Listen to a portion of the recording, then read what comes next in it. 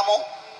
ഉള്ള ചോറും കഞ്ഞിയും എല്ലാം 5-6 മക്കളുണ്ട്, അവർക്ക് വിളമ്പി കൊടുത്തിട്ട് അമ്മ പട്ടിണി കിടന്നു.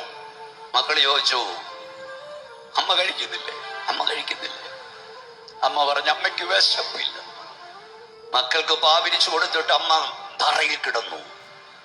മക്കൾ ചോദിച്ചു, അമ്മ പായിൽ കിടക്കാത്തതെന്താ? അമ്മ പറഞ്ഞു, അമ്മയ്ക്ക് പായിൽ കിടക്കുന്ന ഇഷ്ടമല്ല. ഉള്ള തലയുടെ മക്കൾക്ക് കൊടുത്തിട്ട് അമ്മ വെറും തറയിൽ കിടന്നു. മക്കൾ ചോദിച്ചു, മമ്മി എന്താ തലയണ വെക്കാത്തെ? മമ്മി പറഞ്ഞു, തലയണ വെച്ചാൽ തലവേദന എടുക്കുമെന്ന്. കേട്ടോ, ഒത്തിരി കള്ളങ്ങൾ പറഞ്ഞാ നിന്റെ തള്ള നിന്നെ വളർത്തിക്കൊണ്ടുവന്നത്.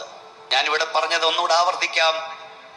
പലരും പറയാൻ പറഞ്ഞത്, തൊട്ടിലുണ്ടായിട്ടും നെഞ്ചിലിട്ടുറക്കിയ നിന്റെ അമ്മയെ കട്ടിലുണ്ടായിട്ടും വഴിയിലിറക്കി വിടരുത്.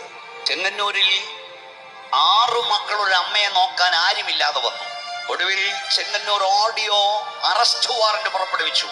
6 എണ്ണോട് ഹാജരാകാൻ പറഞ്ഞു. 6 എണ്ണോട് ഹാജരായി. എഴുതി അവതരിപ്പിച്ചു 6 മാസം വീതം അമ്മയെ നോക്കാമെന്ന്. അമ്മയെ നോക്കാമെന്ന് പറഞ്ഞ് അവരവരുടെ കാറിൽ അവരിറങ്ങി. വീട്ടിൽ ചെന്നപ്പോ അമ്മയില്ല. അമ്മയോടുണ്ട്, ഡെഡ് ബോഡി അവിടെ കിടപ്പുണ്ട്. ആത്മഹത്യ ചെയ്ത് വല്ല പാസ്റ്ററേ, അമ്മയെ ദൈവം അങ്ങ് കൊണ്ടുപോയെന്ന്. നീ ഒന്ന് നോക്കണ്ടെന്ന് എന്റെ ദൈവം പറഞ്ഞു. നിനക്ക് ദീർഘായുസ്സ് ഉണ്ടാകാൻ നിന്റെ അപ്പനെ അമ്മയും ബഹുമാനിക്കണം.